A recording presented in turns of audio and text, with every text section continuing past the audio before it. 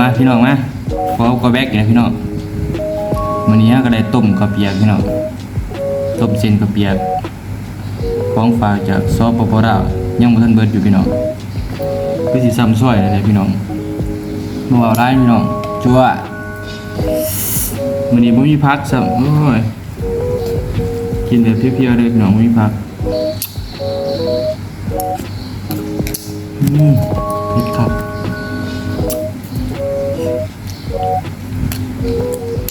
เข้าห้องสอบมาพี่น้อง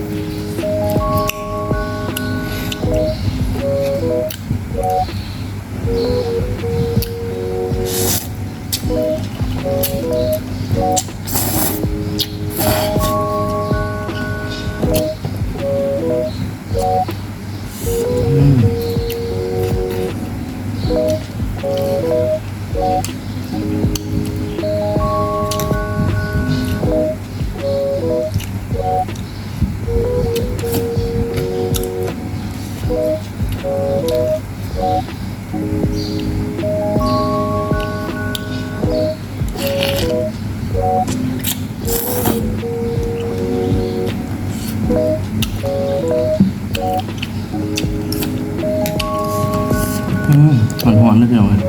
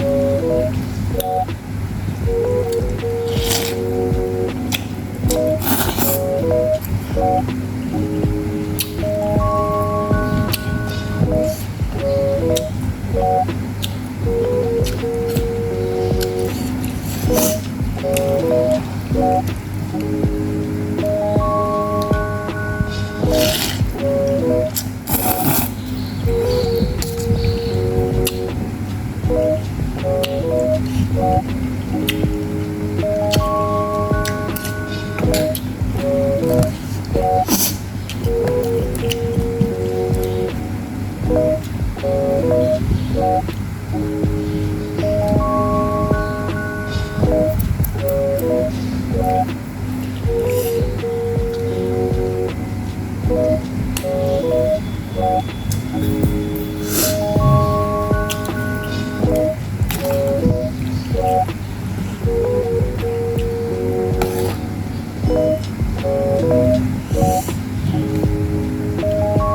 มปากเต็มคำเลยพี่น้อง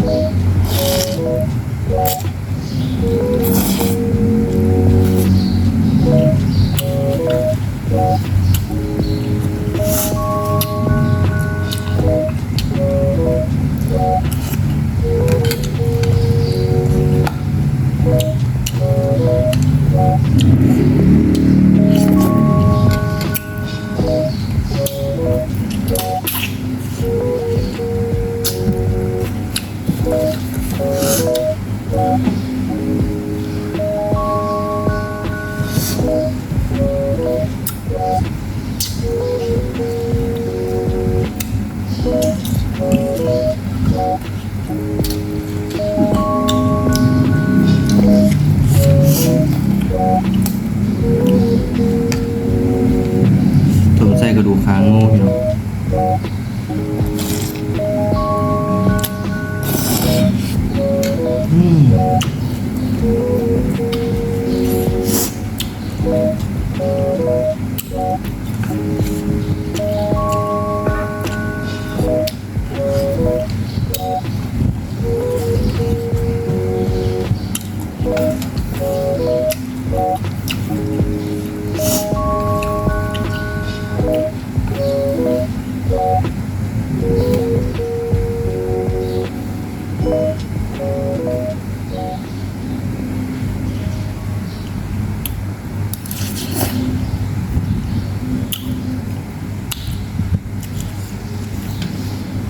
กินยำได้ก็เสียยำหนัก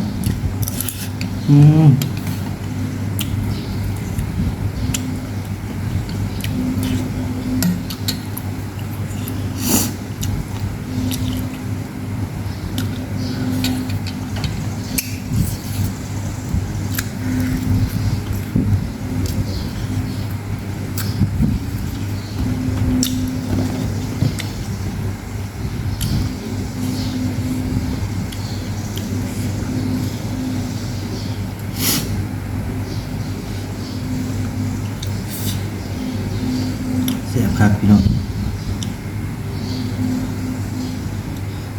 กินตัวนี้กันเฮียพี่น้องเลย